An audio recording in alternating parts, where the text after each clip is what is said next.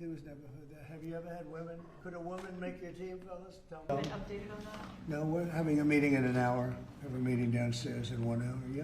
Mr. President, The standpoint of winning a war is doing pretty well. Yeah. think would happen? I have a plan for everything, but we'll see what happens. We've got a ways to go. They should have made the deal. I had a great deal for them. They should have made that deal. 60 days we talked about it, and in the end they decided not to do it, and now they wish they did it. And they want to meet, but it's it's a little late to meet, but they want to meet, and they want to come to the White House. They'll even come to the White House. So we'll see. I may do that.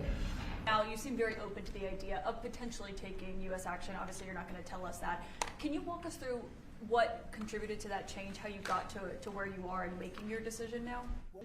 Well, I think it started the first night. I mean, that first night was devastating, and it really knocked the one side off, as you know.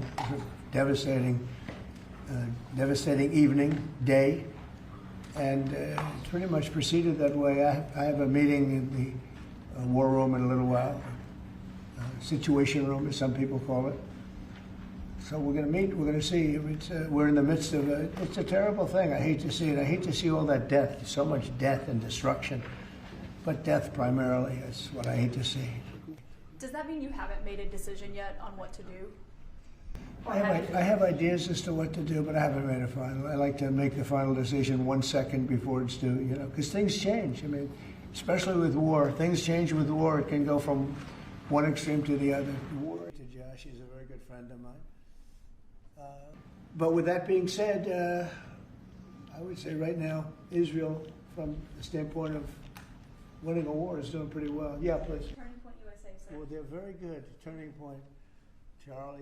Mr. President, in your meeting today with the Chief of Staff for the Pakistani Army, did you talk about Iran?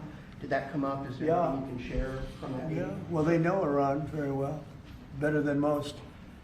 And they're not happy about anything. It's not that they're bad with Israel. They know them both, actually, but they probably, maybe they know Iran better. But they see what's going on, and he agreed with me better. But they see what's going on. Yeah, well, I don't want to get involved either, but I've been saying for 20 years, maybe longer, that Iran cannot have a nuclear weapon. I've been saying it for a long time. And I think they were a few weeks away from having one. And they had to sign a document. I think they wish they signed it now. It was a fair deal. And now it's a harder thing to sign, It's a lot of water over the dam. But, it's very, I say it very simply. Iran can't have a nuclear weapon. Too much devastation. And they'd use it. I believe they'd use it. Others won't use it, but I believe they'd use it. So that's it. It's very simple as far as I'm concerned. They can't have a nuclear weapon. So happy. There was a deal that two smart people. For the Iran, the possibility of an Iran deal, is the destruction or the dismantling of the Fordow nuclear enrichment center, is that a prerequisite for a deal? Is that a red line for you? No, it's just something that people talk about having. We're the only ones that have the capability to do it, but that doesn't mean I'm going to do it at all. Yeah, we have the best military equipment in the world. You see that with this fight.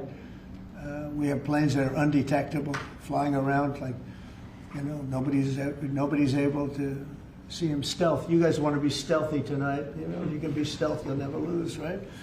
But these are incredible planes and weapons. We have the best weapons in the world, by far.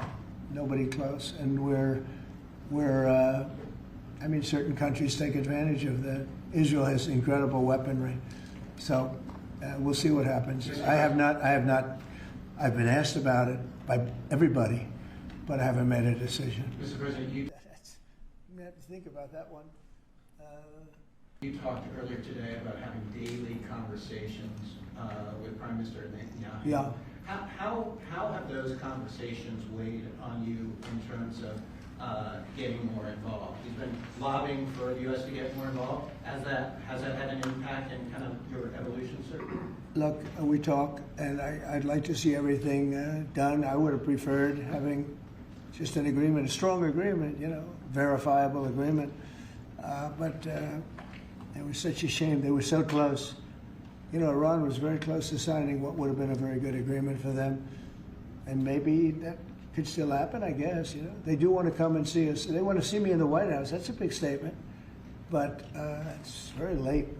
Is it enough of a statement to hold off getting? We're going to see what happens. Look, we're going to see what happens. Ending it as soon as you can would be good. Have you closed the door on meeting with them? No. Okay, so it's still open to them coming here in your Yeah, I mean, they asked if they could come. We'll see if that happens. It's not that easy for them to come. They can't get out. You know, they're in Iran, and in one case, the guy wanted to come so badly, but he can't get out because his bombs dropping all over the place. Thank you very much, everybody. Thank you, Press. Thank you. Thank you.